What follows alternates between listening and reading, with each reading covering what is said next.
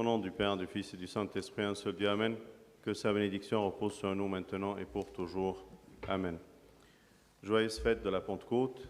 Aujourd'hui, comme Saint Jean Chrysostome l'appelle, c'est la fête des fêtes. C'est la plus grande fête, normalement, de l'Église, parce que c'était la finalité de l'incarnation, de la croix, de la résurrection, de l'ascension aux cieux, que le Saint-Esprit, Dieu, le Saint-Esprit, habite en chacun de nous et remplit nos âmes par la présence de Dieu en nous pour nous accompagner à son royaume et à la vie éternelle. Parfois, on pense qu'on reçoit le Saint-Esprit, ou on croit qu'on reçoit le Saint-Esprit au moment du baptême et de la confirmation. Et parfois, on dit, ben voilà, j'ai le Saint-Esprit qui habite en moi et ça me suffit pour être sauvé et ça me suffit peut-être d'être au royaume des cieux. Parfois, on dit, ah oui, mais j'ai déjà pris la communion. Je me suis présenté, j'ai déjà pris la communion, peut-être c'est suffisant de la prendre une fois. Je me suis déjà confessé une fois. Ça me suffit peut-être dans ma vie. J'ai pratiqué les sacrements. Donc peut-être ça me suffit de les pratiquer une fois. Mais pourquoi il y a cette idée de répétition au sein de l'Église? Pourquoi sommes-nous à vivre des choses d'une manière répétitive? Saint Macaire le Grand nous dit que le Saint-Esprit habite en nous au moment du baptême et de la confirmation. Mais nous sommes invités à que le Saint-Esprit remplit nos âmes, nous remplit, qu'on soit remplis du Saint-Esprit. Et c'est la finalité de notre vie chrétienne. Et on est rempli par le Saint-Esprit, ce n'est que par les moyens et les outils du Saint-Esprit que nous donne dans notre vie, la prière, la lecture de la Bible, la communion, écouter des sermons, tout ce que nous pratiquons au sein de l'Église sont des moyens afin qu'on soit rempli du Saint-Esprit. Parce que ce n'est pas suffisant que le Saint-Esprit habite en nous. Vous vous souvenez de la parabole des 10 vierges, des 5 folles et des 5 sages? À un moment donné, tous les 10 avaient d'huile dans leur lampe.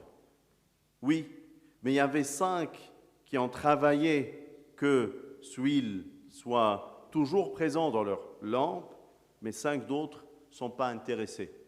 Mais ça y est, on a un peu d'huile. Mais le problème, c'est que cette huile a été consommée au point que leur lampe n'arrivait pas à tenir allumée.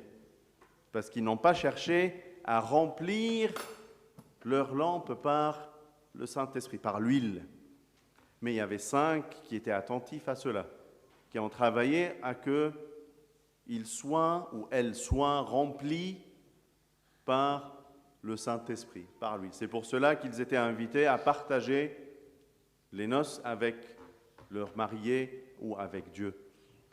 C'est cette idée qu'on doit tous avoir dans nos têtes, que j'ai faim, j'ai besoin de me remplir, je suis vide, je suis consommé par toutes les préoccupations du monde, ça me consomme et on sent ça parfois, je suis épuisé.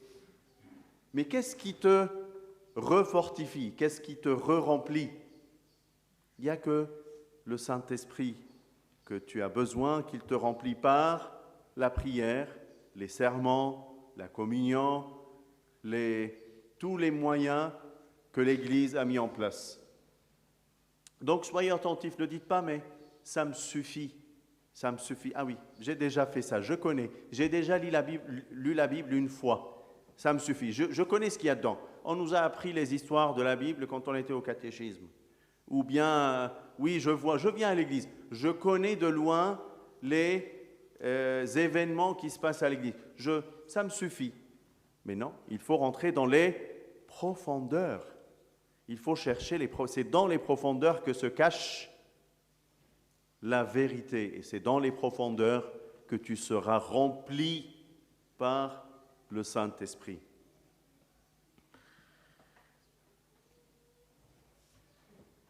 Vous connaissez le Saint-Esprit, pour qu'on cherche et si on nous semble vraiment rempli ou pas, la Bible nous l'a présenté sous plusieurs formes. D'ailleurs, la première forme, c'était les langues de feu. L'image de feu qu'on voit dans le Saint-Esprit et qui d'ailleurs doit habiter en nous et qu'on soit rempli par ce Saint-Esprit, l'avantage de cela, c'est que le feu, il brûle les impuretés. Il brûle tout ce qui est en nous et qui n'est pas de notre matière. C'est comme de l'or qui est purifié par le feu. Le feu aussi, il te donne le zèle, la volonté, l'engagement d'aider, d'être au service des autres, de leur apprendre le chemin du salut, d'aller vers les autres pour les aider ou les consoler ou être à leur service. C'est ce feu-là, cette énergie que le Saint-Esprit nous donne, qui nous aide à se donner et partager et aider. Deuxième image qu'on voit dans la Bible, c'est l'eau. C'est d'ailleurs qu'on a lu dans l'évangile des Vêpres hier soir, quand dans l'évangile selon saint Jean chapitre 7, le Seigneur nous dit que, et d'ailleurs il s'écria avant de dire cela, c'est-à-dire c'est quelque chose de très important, des fleuves d'eau vive couleront de son sein. Il parlait de ceux qui croient en lui. Des fleuves d'eau vive couleront d'eux, et il dit cela du Saint-Esprit, c'est la forme de l'eau. C'est l'eau qui nous donne la satiété, je suis dans le confort. Quand j'ai soif, je ne suis pas bien, mais quand je bois et je suis dans la satiété, je me sens dans ce confort. Ce Saint-Esprit, il te donne ce confort. Donc, si tu vois que le péché, il n'a pas une place dans ton cœur, c'est que ce feu l'a brûlé. Si tu vois que tu as du zèle pour servir et pour être au service des autres, c'est que cette énergie du Saint-Esprit est présente en toi. Si tu ressens la satiété et le repos, c'est que le Saint-Esprit vraiment habite en toi et il est alimenté d'une manière régulière. On voit aussi le Saint-Esprit sous forme d'huile. C'est d'ailleurs ce qu'on pratique dans le baptême, quand on utilise l'huile, le Saint-Crème, pour mettre dans l'eau de baptistère et aussi oindre les bébés présentés pour le baptême. C'est l'huile qu'on a vue aussi dans la parabole des 10 vierges qui témoigne qu'ils sont attentifs à ce travail, à cette énergie. Et cette lumière qui était dans leur lampe, si tu es une vraie lumière qui illumine autour de toi, si tu avances dans la lumière et tu invites les autres à te suivre dans cette même lumière, c'est que tu es bien rempli du Saint-Esprit. On la voit aussi sous forme de colombe qui est descendue au moment du baptême du Christ.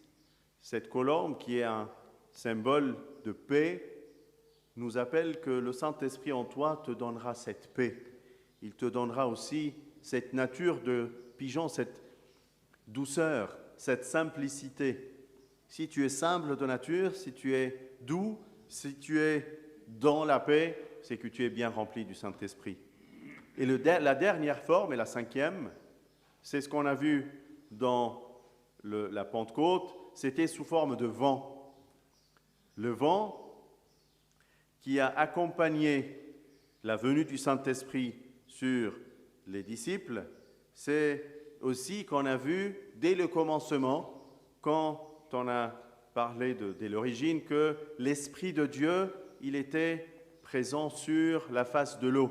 C'est pour ça, au moment du baptême, le prêtre, il tient sa croix, il fait bouger l'eau, parce que l'eau, c'est agir, c'est du vent, c'est quelque chose d'une action. Ce n'est pas quelque chose de mort ou de stagné, mais c'est quelque chose de vif. C'est ce que également on a vu dans la vision d'Ézéchiel. Quand Ézéchiel a eu une vision, le Seigneur lui a montré des os la terre remplie d'os de mort. Il lui dit, Ézéchiel, prophétise. Qu'est-ce que tu vois devant toi? Il lui dit, je ne sais pas, c'est toi qui connais, Seigneur. Il lui dit, prophétise sur ces eaux, je vais leur donner la vie. Ce vent, il a vu le Saint-Esprit ou Dieu arriver sous forme de vent qui a transformé ces eaux en être vivant. C'est l'Esprit Saint qui te donne cette vie. Donc si tu es en vie, si tu es en douceur, en paix, si tu es bien allumé, tu es une source de lumière pour les gens autour de toi. Si les pensées mauvaises n'ont pas une place dans ton cœur, si ces formes du Saint-Esprit sont présentes en toi et tu cherches à être rempli par cela, le Saint-Esprit a une demeure en toi et tu travailles pour que tu sois nourri et alimenté toujours ce Saint-Esprit qui est en toi, sous forme de feu, eau, huile, colombe et vent. Vous savez, aujourd'hui, dans l'après-midi, on fait une deuxième prière qui s'appelle la prière de la prosternation. On se pose peut-être la question, pourquoi? Pourquoi on a une messe pendant laquelle on célèbre la Pentecôte, mais on a également une prière à 15 heures, on va célébrer à 13 heures, mais normalement on la célèbre à la 9e heure, c'est-à-dire à 15 heures. Parce qu'au moment de la Pentecôte juive, la fête des 50 ou la fête des semaines, comme il les a appelées, ou aussi pendant l'année ou la célébration de l'année de jubilé, ils avaient ce qu'on appelle les offrandes du matin et les offrandes du soir. Ils faisaient 2 offrandes. Et aussi, le Seigneur, il nous a offert le salut. Il était mort sur la croix à la 9e heure. Et quand il est mort et qu'il nous a donné ce salut, c'était la clé et la porte qui nous a envoyés et qui nous a permis que le Saint-Esprit, Dieu le Saint-Esprit, habite en nous. C'est pour cela que cette prière, elle a une très grande importance. Elle est composée de 3 prosternations. Et d'ailleurs, le Saint-Esprit nous apprend à se prosterner devant Dieu. C'est l'action qu'on fait pendant ces 3 prières. Et pendant la 3e, on lit l'évangile de la Samaritaine qui parle de la prosternation par la vérité et l'esprit. C'est une prosternation pour la vérité. Je connais devant qui je me prosterne. Et c'est une prosternation par l'esprit. Ce n'est pas juste une action externe, mais c'est une action profonde dans mon cœur. النهارده أحبائي عيد حلول الروح القدس ويسميه القديس يوحنا ذبي الفم عيد الأعياد، لأنه العيد ده هو غاية تجسد المسيح وغاية صليبه وفدائه وقيامته وصعوده. الغاية إن روح الله القدوس يسكن فينا، يحل فينا، تكون لينا العشرة مع ربنا اللي فقدناها بالخطية الأولى. إن الله يحل جوانا، هو ده هدفه. الله عايز يسكن جواك، وبيسكن جواك في المعمودية. لما بتنزل في الجرن، الطفل بينزل في المعمودية وبياخد سر التثبيت، سر الروح، حلول الروح، سر الميرون، بيسكن الروح القدس فينا. وكتير يقول لك طب ما خلاص، ما روح الله سكن فيا، أنا بيكفيني إن أنا يعني مارست هذا السر، يمكن ده يكفيني لدخول ملكوت السماء. وناس تقول لك بس أنا اتناولت زمان، جيت الكنيسة مرة كده واتناولت، كفاية، ما خلاص يعني هعمل إيه تاني؟ واعترفت يا أصل وأنا صغير قعدت مع أبونا مرة واعترفت، خلاص أديني مارست السر أهو، يبقى الأسرار مارستها على الأقل مرة. هل ده يكفي؟ قديس مكاريوس الكبير يقول لك إن صحيح روح القدس بيسكن فينا في المعمودية، لكن أنت مدعو في حياتك المسيحية أن تمتلئ بالروح القدس، لأن امتلاءك بالروح القدس هو اللي بيأهلك لدخول السماء. ما يكفيش تقولش. عشان كده بنلهس إن إحنا نيجي الكنيسة ونتناول مرة واثنين وثلاثة، ولو في أكتر من قداس عايزين نحضر، ولو في أكتر من فرصة عايزين نعترف، لو في أكتر من فرصة عايزين نصلي، وتلاقي الكنيسة بتعلمنا تكرار حاجات كتير، لأن كل ما بتكرر كل ما بتتملى، كل ما بتتكرر كل ما بيزيد منسوب الروح القدس جواك. هي دي وسائط النعمة، هي دي الوسائل اللي بتخليك فعلا تتملى كده وتبقى مليان. الحياة بتستهلكك، يقول يا أنا منهك، أنا تعبان لدرجة إن ما فيهاش طاقة. طب إيه اللي يشحن لك الطاقة دي؟ كل وسائل النعمة اللي ربنا اديها لك. عشان كده بنقرأ الإنجيل مرة واثنين وثلاثة، وندور ونذاكر ونقرأ ونعرف. مثل العذارى كان في 5 حكيمات و5 جاهلات. في وقت من الأوقات الاثنين كان معاهم زيت، كانت المصابيح بتاعتهم منورة، بس في وقت تاني بعد شوية في اللي دوروا يملوا المصابيح باستمرار، فالمصابيح كانت فاضله دايما منوره، وفي اللي اهملوا عمليه الامتلاء، فالمصابيح بتاعتهم بقت ايه؟ فاضيه، فارغ. جم قال لك طب ما ايه ده، ما معناش زيت، راح فين الزيت؟ ما تسلفونا ناخد شويه زيت. ما ينفعش، مش هيكفينا وانتوا كمان.